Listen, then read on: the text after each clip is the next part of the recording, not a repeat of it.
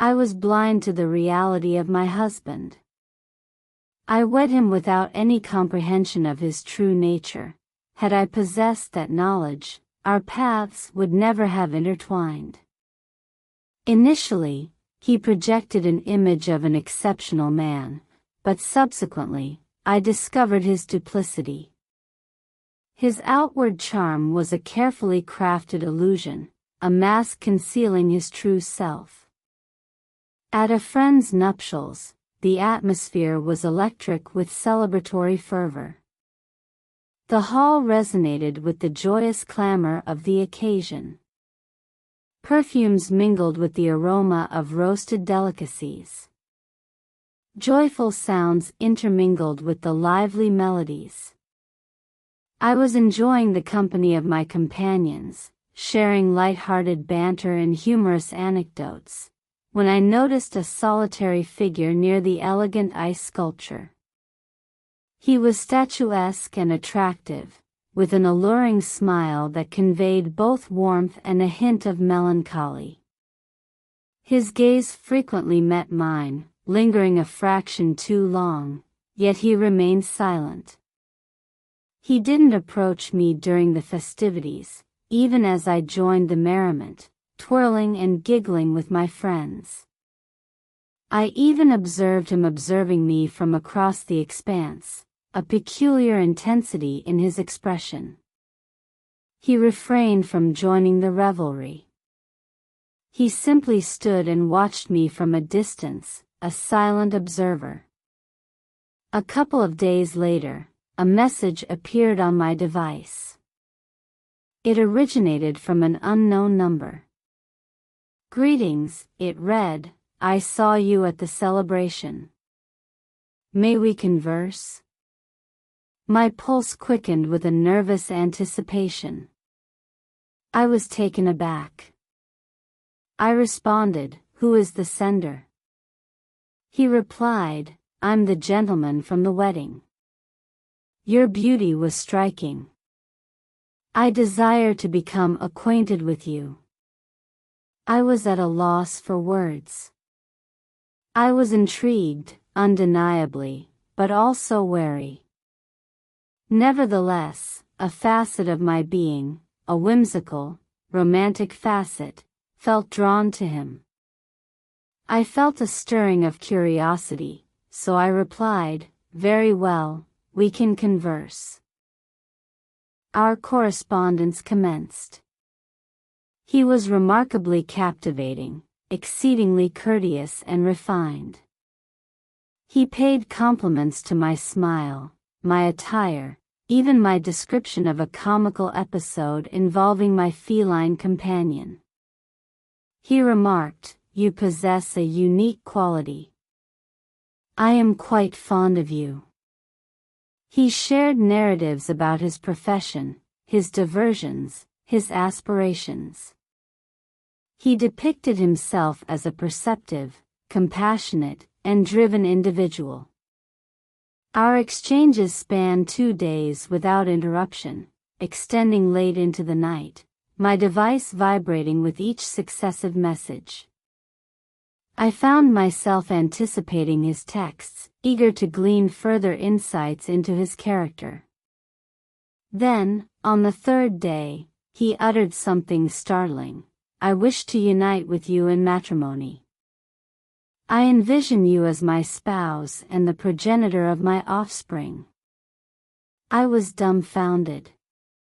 It was excessively rapid. "But our acquaintance is superficial," I countered, typing the words with trembling digits. "I am certain you are my destined partner," he asserted. "I implore you to accept. I will ensure your happiness. I give you my word." His pronouncements resonated with a profound yearning I hadn't even recognized I harbored. I believed him, or rather, I yearned to believe him. I was carried away by the whirlwind courtship, blinded by his allure. Consequently, I acquiesced. Our union transpired swiftly. In retrospect, the entire affair seems like a hazy recollection. It was an intimate gathering. Only immediate kin and close associates were present. I donned a white gown, a modest, elegant creation that my maternal figure had assisted me in selecting. He was clad in a suit, a dark gray one that accentuated his handsomeness. He appeared content, genuinely content, and I entertained the notion that I had discovered my ideal mate. My family was overjoyed for me, although my grandmother voiced some reservations regarding the precipitous nature of our commitment. I dismissed them, convinced that I had encountered my soulmate. In the initial phase, all was idyllic. He was amiable, solicitous, and presented me with tokens of his affection.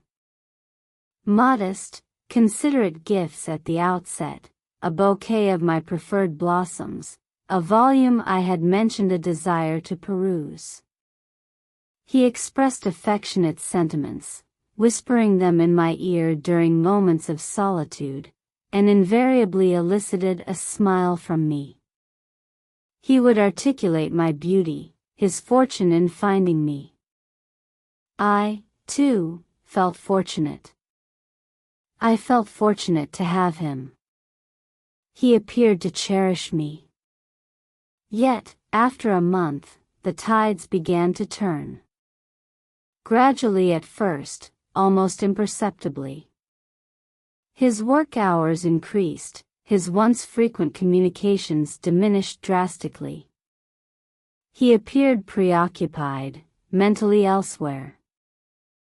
One day, I observed him smiling at his device, a clandestine smile that didn't reach his orbs. He was engaged in texting. "With whom are you corresponding?" I inquired, attempting to maintain a light, nonchalant tone. "Just an acquaintance," he responded hastily, excessively hastily, and then he placed his device face down on the small table. I didn't give it much thought then. I placed my trust in him, or rather, I desired to place my trust in him. I suppressed my unease, convincing myself that I was being overly suspicious. Days, months, and years slipped by. We were blessed with 2 offspring, a male and a female, exquisite, luminous-eyed children who enriched my existence with joy. Life appeared harmonious on the surface. I believed we were a contented family. I persuaded myself of it. But soon, his protracted evenings became routine. "Work demands it," he would reiterate, the identical justification each time. He ceased dedicating time to me, to the progeny. He was perpetually weary, perpetually burdened. And he also never permitted me access to his device. It was akin to a forbidden object, perpetually secured, perpetually out of reach. If I so much as glanced at it, he would snatch it away, his eyes flashing with indignation. Time continued its relentless march, and his conduct underwent a significant transformation. He grew aloof, frigid. The loving, attentive man I had pledged myself to was no more, supplanted by a stranger. I sensed he was still communicating with someone via text, but I remained silent. I was fearful. I entertained the hope that it was merely a passing phase, that he would return to me. One evening, he left his device on the table and retreated to another chamber, presumably to engage in one of his essential professional calls. I hesitated. I was cognizant that I shouldn't, but the suspicion, the gnawing sensation in my core, proved too potent to disregard. I picked it up and unlocked it. My hands trembled as I perused his messages. I discovered messages from another female. The messages were intimate, passionate. He addressed her as my love and my everything, the very phrases he had employed to court me. I was incredulous. He never expressed his love for me any longer, not in years, yet he conveyed those sentiments to her. My heart shattered, fragmented into countless shards. I wept, silent, heartbroken sobs that convulsed my entire frame. He lavished her with gifts. I saw photographic evidence of them, extravagant repasts, weekend getaways. He procured items for her that he had never procured for me. The woman hailed from my village. I recognized her. She was a woman I had encountered periodically, a mother of 3. What astounded me, what rendered the betrayal even more acrid, was that she was neither younger nor more attractive than myself. She was 5 years my husband's senior. She had 3 children, and her husband was employed overseas. It was a merciless twist of fate. The most devastating aspect was that my husband had been seeing her prior to our marriage. Even after our nuptials, he persisted in seeing her, continuing his clandestine liaison. He would absent himself from our home for 3 or 4 days at a stretch. He was in her company. He provided her with funds that should have been allocated to our family, and escorted her children to recreational areas and shopping expeditions, assuming the role of the devoted father, a role he neglected with his own progeny. I felt tears coursing down my cheeks, scalding and heavy. My heart shattered anew. I pondered, how could he inflict this upon me? How could he betray me so utterly? Upon his return, I presented him with his device. What is the significance of this? I demanded, my voice quivering with fury and anguish.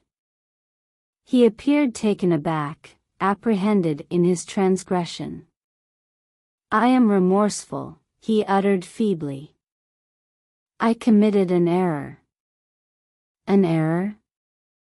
I exclaimed, my voice escalating. You deceived me. You vowed to cherish me, yet you were with her throughout this period. You betrayed me, our children, our family. He implored me to grant him absolution, falling to his knees, tears streaming down his visage. It will not recur, he declared. I beseech you, grant me one further opportunity. I will transform. I pledge it. But his pronouncements were hollow, empty promises. I knew then that I could not remain. I gathered my children and departed. I was unable to divulge the truth to anyone, not initially. I resided with my parents for a month, a silent, devastated woman. Eventually, my parents inquired as to why I wasn't returning home. I was compelled to inform them, or at least, a portion of the narrative. I couldn't bring myself to reveal the full magnitude of his treachery. They were incredulous at first. They advised, you have offspring. Please pardon him. Perhaps he will experience a transformation. Consider the welfare of the children. Their intentions were benevolent, but they lacked comprehension. He returned, naturally, replete with contrition and pledges. He implored me for absolution once more, inundating me with apologies and presents. For the sake of my children, wanting to believe that he could change, that our family could be whole again, I agreed to give him one more chance. A foolish hope, no now, but at the time, it was a lifeline I desperately clung to. We resumed our life together, or what passed for life. The house felt different, colder. My heart, once so full of love for him, was now a barren landscape. I went through the motions of being a wife and mother, but the joy had vanished. Every interaction with him felt tainted, every touch repulsive.